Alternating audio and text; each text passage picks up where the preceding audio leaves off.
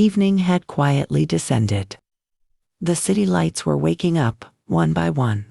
Like tired stars trying to chase away the darkness. Emma stood by the kitchen window, holding a steaming cup of tea, her eyes fixed on the door behind which her world returned every evening, Ryan. She knew that in a few minutes, the knob would turn, and his familiar footsteps would echo through the house. Then would come the same small arguments, the little complaints, the gentle bickering, their strange way of saying, "I love you," without ever uttering the words. "You're late again, Ryan." The words rolled off her lips like a habit she never tried to break. Ryan would smile, toss his bag onto the couch, and tease softly. "You only fall in love with me when I'm late. If I came on time, you'd forget to ask." Emma would laugh, pretending to be annoyed, while inside, her heart would bloom with quiet affection. She would pour his tea, warm his dinner, and begin her familiar chatter. "Why do you look so happy? Did some girl at work make you smile like that?" Ryan would chuckle. "If you'd let me finish one sentence, I'd tell you, the meeting went great today, that's all." And the evening would slip away. Laughter, teasing steam from the teacups, and an unspoken love hidden somewhere in between. But Emma never noticed that behind Ryan's smile, a subtle fatigue had begun to live. In his eyes, a silence was forming, the kind that no one can hear, only feel. That night, when Ryan came home, Emma was upset again. "You're so late. Do you even care how long I wait?" Ryan looked at her for a moment, his expression soft but distant. "Emma," he said quietly, "sometimes, I just feel like not talking." "Not talking? I'm your wife, Ryan. Talk to me." "Yes," he whispered, "you are." And then he stopped. He walked toward the washroom, leaving her words hanging in the air. Outside, a soft rain began to fall. The room grew heavier, with silence, with distance, with things left unsaid. When he returned, he sat down for a while and asked, "Emma, do you ever feel like I've changed?" She didn't answer. "Maybe you're right," he said slowly. "People change. When something inside them goes quiet." Her heart skipped a beat. "What do you mean?" He took a deep breath. "Nothing," he replied. "Drink your tea. I'll rest for a bit." He went to their bedroom. Emma frowned, still annoyed but slightly worried now. His words kept circling her mind. When something inside goes quiet. After a few minutes, she went to check on him. He was lying on the bed, eyes closed, his face calm to calm. She smiled faintly and said, "Already asleep. You haven't even eaten yet." But her smile froze mid-sentence.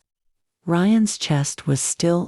His lips carried that same silence he had spoken of moments ago. When something inside goes quiet. The cup of tea slipped from Emma's trembling hands. The steam spread across the floor. And the whole house filled with one final, unending silence. The next morning rose like a stranger. The same sun, the same house, yet everything felt hollow, as if the world had exhaled and forgotten to breathe again. Emma sat at the edge of the bed, her trembling fingers tracing the outline of Ryan's pillow, still warm with the memory of him, still scented with the life that had just slipped away. People came and went. Whispers filled the house, neighbors murmuring condolences, relatives speaking softly, as though volume could awaken grief's sleeping beast. Emma barely heard them. Her eyes were dry now, too dry for tears. As if her soul had already cried itself empty in the silence of the night. She watched the paramedics carry him away. The white sheet covered his face. That face which had once been her favorite story to read. She wanted to scream, to pull the sheet away, to say, "You forgot to tell me goodnight." But no sound came out, only the thundering of her heart, echoing in the hollow space where his laughter used to live. That evening, when everyone had left, Emma sat alone in the living room. The clock ticked like it was mocking her. Every second felt like a lifetime. The tea on the table had gone cold, untouched, unwanted, much like the silence between them that had now turned eternal. Her eyes wandered to the balcony. Outside, The moon hung pale and distant, half hidden by clouds. It reminded her of that night, when Ryan had said softly, "Sometimes I just feel like not talking." She had been angry then. Now those words felt sacred, a message she hadn't understood in time. Emma walked to the balcony, her hands trembling as she pushed the curtain aside. The air was cold, the kind that nips gently at the skin but bites deep into the soul. She wrapped her shawl tighter and looked up at the sky. The moon stared back at her, silent and knowing. "Ryan," she whispered, "are you still there somewhere? Do you still come home after work, even if I can't see you?" Her voice broke midway. For a moment, she imagined him standing next to her, the faint echo of his laughter brushing against the night breeze. It almost felt real, until the wind shifted, carrying only emptiness. She smiled faintly through her tears. "Remember what you said once?" She whispered again. "When the moon is full, you'll be closer to me. So, I'll keep watching." Every night. From that day onward, it became her ritual. Every night, no matter how tired, no matter how broken, Emma would step onto the balcony, holding her cup of tea, his favorite cup, and look at the moon. Some nights it was whole and bright. Other nights it hid behind the clouds, but it was always there. Just like her love for him, sometimes visible, sometimes hidden, but never gone. And as the moonlight touched her face, her tears sparkled, not as signs of pain, but as reflections of a promise she still kept. A promise whispered long ago, and silenced too soon. Nights had started blending into each other. Days came and went, like strangers passing through a fog. For Emma, time no longer moved forward, it circled endlessly around the same memory. The same silence, the same door that would never open again. Every evening, as the world slipped into its rhythm, Emma prepared a single cup of tea, his cup, and walked to the balcony. The moon, sometimes sharp and silver, sometimes soft and veiled, had become her only companion. She would lean on the railing, gaze upward, and whisper, "Ryan, do you see me?" At first, there was only silence, a heavy, eternal kind that filled the night like unspoken words. But as days turned into weeks, something within her began to shift. When she spoke his name, the wind would stir gently, brushing her cheek like a tender hand. When she smiled through her tears, the clouds would drift apart, revealing the moon as if it were answering her, saying, "I'm here." And in those moments, she began to believe that perhaps love doesn't die. It just changes its form, turns into light, into air, into the quiet presence that lives between heartbeats. One night, as she stood beneath the moon, the same cup warming her palms, she heard a whisper so faint she thought it was her imagination. "Emma?" Her breath caught. She looked around. No one was there. Only the night, the trees swaying, and the soft hum of the city. Yet she knew that voice.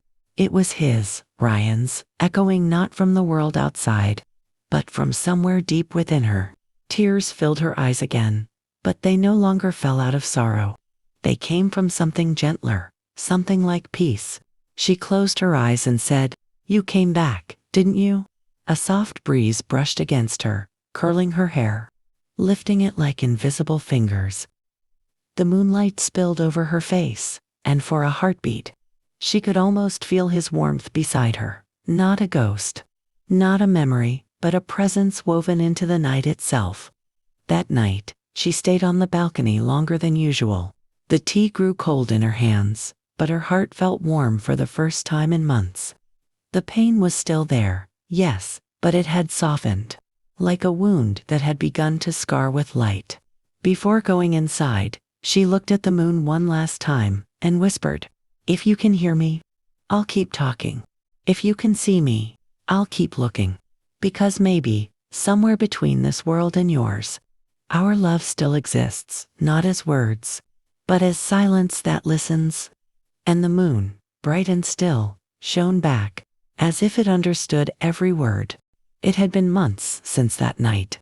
Yet sometimes, when Emma entered the kitchen in the morning, she could still feel him there, as if his laughter had been absorbed into the walls. waiting to echo again. She would stand by the stove, stirring tea, and suddenly hear his voice in her mind. "Don't forget the sugar, Emma. You always make it bitter when you're angry." And she would smile faintly, whispering, "Not this time, Ryan." The house had become quieter, but not empty. There was a strange kind of life in that silence, one that breathed softly, moved slowly, and carried the rhythm of someone who still cared. Sometimes she would be folding clothes and suddenly smell his cologne, faint, familiar, and gone too soon.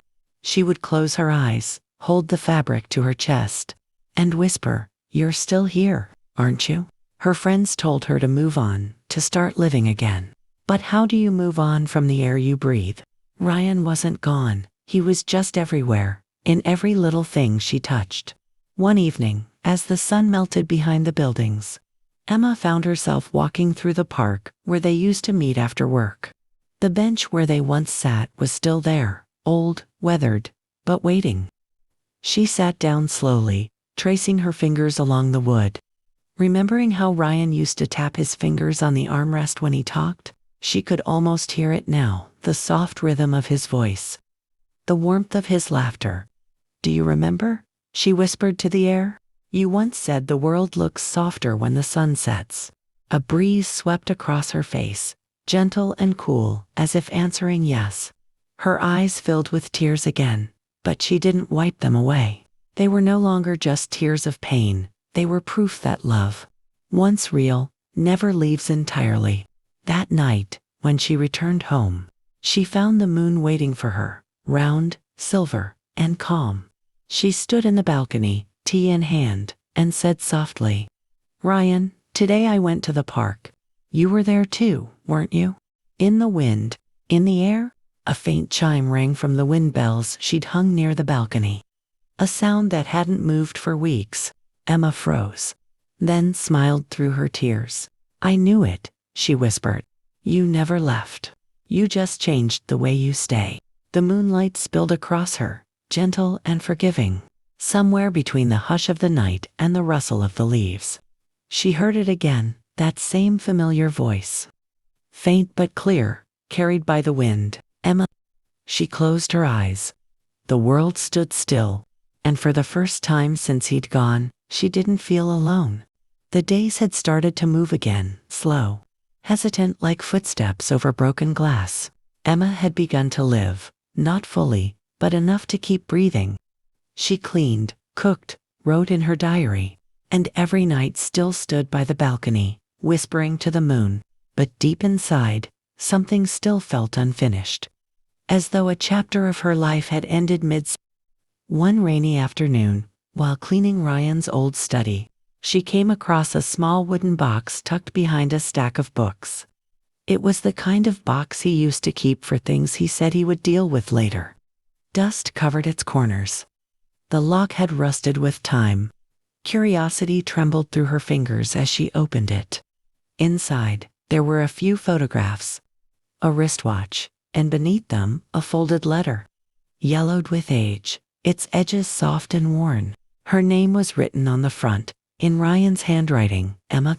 For a long moment, she couldn't move. Her breath caught between disbelief and fear, as if opening it might bring him closer, or take him further away. Finally, with shaking hands, she unfolded the letter. It began softly, in that same tone she'd known so well. "My dearest Emma, if you ever find this letter, it means I didn't get the chance to say everything I wanted to. Maybe you're angry with me. You always said I keep things inside, and you were right. The truth is, I've been ill for some time. I didn't tell you because I couldn't bear to see that worry in your eyes. The same eyes that made every hard day worth it. I thought I'd have more time. I thought love could delay the inevitable. But love doesn't stop time, Emma. It only makes it worth living. If there's one thing I regret, it's every evening I came home late. Every small argument that stole a moment of peace between us. I never wanted to be silent. I was just afraid of goodbye. So, when you look at the moon, know that I'm there. Sometimes full, sometimes hidden, but always there, watching you. loving you in the quiet ways I couldn't express. Yours, always, Ryan. The words blurred as her tears fell on the paper, smudging the ink like rain on a window pane. She pressed the letter to her chest, her heart trembling with both pain and warmth. All the silence, all the unspoken moments suddenly made sense. The distant eyes, the quiet smiles, the words he never said aloud. He hadn't changed. He hadn't withdrawn. He was simply running out of time. Emma sat there for hours, the letter in her lap, the rain whispering against the windows. She no longer felt anger or regret, only a deep, aching gratitude that love had existed so purely between them. That night, she went to the balcony again. The moon was half hidden behind clouds, pale but patient. She lifted her face to the sky and whispered, "I found it, Ryan. I found your words. You kept your promise. You're still here." The wind stirred gently, brushing through her hair. The wind chime sang again, soft, steady, almost like a heartbeat. The night sky was unusually clear that evening, as if the universe had decided to pour its heart across the horizon just for her. Emma stood on the balcony, holding Ryan's old cup of tea, steam rising like the soft sighs of memory. The letter rested beside her, folded and creased, whispering his presence into the air. Suddenly, a streak of light tore across the sky, a falling star blazing like a fleeting promise. Emma gasped, her heart leaping. She held her palms together and whispered, "Ryan, is that you?" Another star followed, then another, a cascade of silver fire painting the heavens. Each one seemed deliberate, gentle, almost sentient. The world below her disappeared, leaving only the moon, the stars, and the warmth of a love that refused to die. Emma closed her eyes and felt it, a presence in the hush of the night. A familiar weight pressing softly against her chest.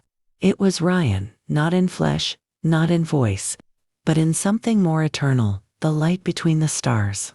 The quiet rhythm of the universe, the heartbeat of her own memory. She spoke to him as if he were there beside her, brushing her hair back with invisible fingers. "I miss you. But I see you, Ryan, in the moon, in the stars, in every small flicker of light." A cool breeze brushed her face, carrying the scent of rain and earth. It wrapped around her like a hug, familiar and tender. The stars continued to fall, each one a secret message, each one a reminder. Love does not vanish, it transforms. Hours passed, yet she did not move. The sky whispered in silver and shadow, the night alive with the language of memory and devotion. Emma felt tears, yes, but they were no longer sorrowful. They were gratitude, awe, and the soft ache of love that stretches beyond the limits of life. She spoke again, softly, her voice trembling.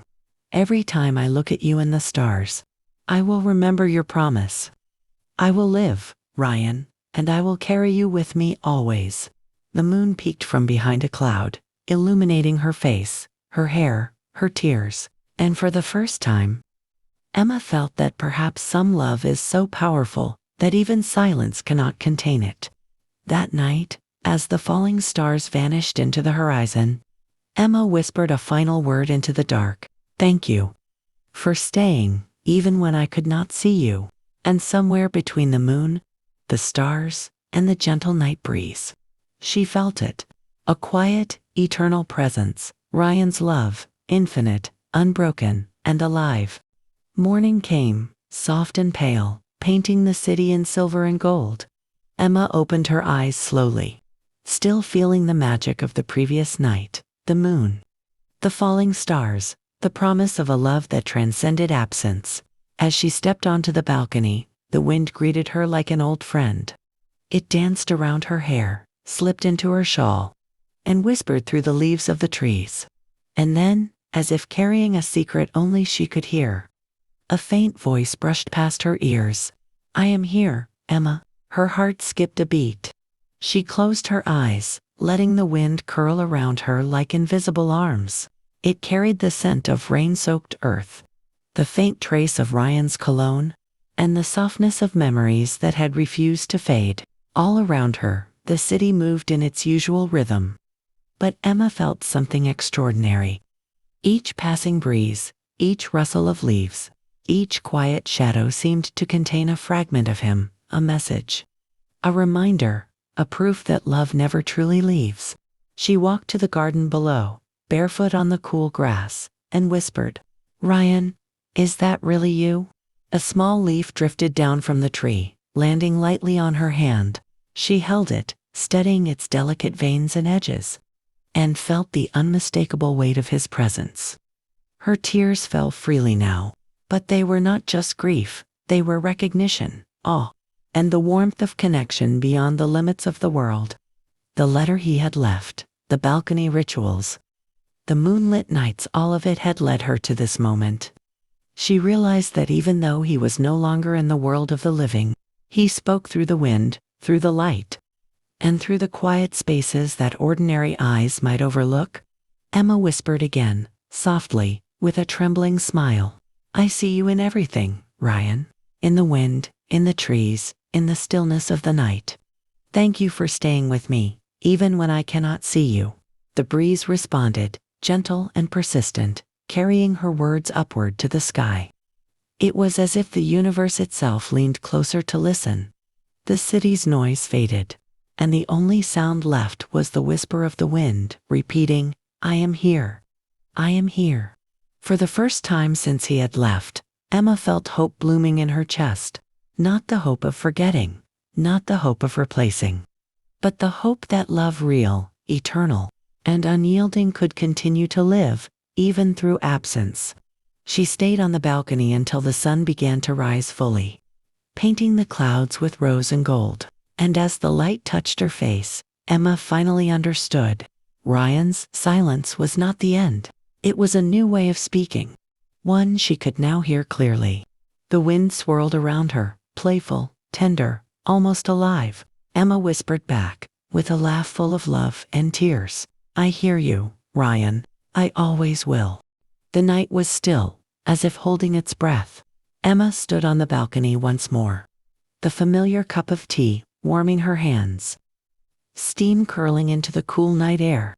The moon hung low and luminous, silver spilling across the city, painting everything in quiet light.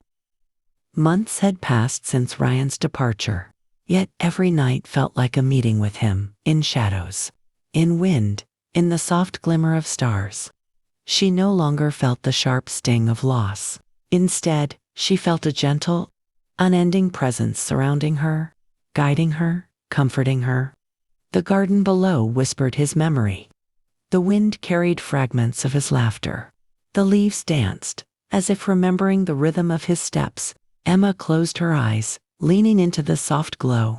"I see you everywhere, Ryan," she whispered, "and I will carry you, not just in memory, but in every breath, every heartbeat, every moment I live." A shooting star streaked across the sky, bright and fleeting. She held out her hand, imagining his fingers brushing hers, the warmth of his presence brushing against her soul. The letter he had written lay open on the table behind her, but she no longer needed words. His love had become something larger than paper, larger than life, something eternal. The moonlight reflected in her tears, now glistening with gratitude and quiet joy. She smiled through her tears, feeling his voice in the rustle of the night wind, saying softly, "I am always here, Emma, always." She stepped back, the balcony now a sacred space between the world she could touch and the one she could only feel. Emma's heart was full, not of longing, not of sorrow, but of love that never fades, never ends, never dies. And in the silver glow of the moon, she understood the truth that had taken months to learn. Life continues, love continues, and those we carry in our hearts are never truly gone. They are the silent whispers, the gentle wind, the light that brushes our faces in the quiet hours of the night. Emma lifted her cup of tea, looking at the moon with a serene smile. "To you, Ryan," she whispered, "to love that lasts beyond time, beyond silence, beyond everything." And the night, still and luminous, seemed to answer back. as if the universe itself had paused to honor the love that neither death nor absence could ever erase. In that moment, Emma felt it fully. Ryan was not gone. He had only changed the way he stayed. And in the eternity of the silver glow, they were together again in every whisper of wind, in every falling star, in every quiet moment where love lives forever.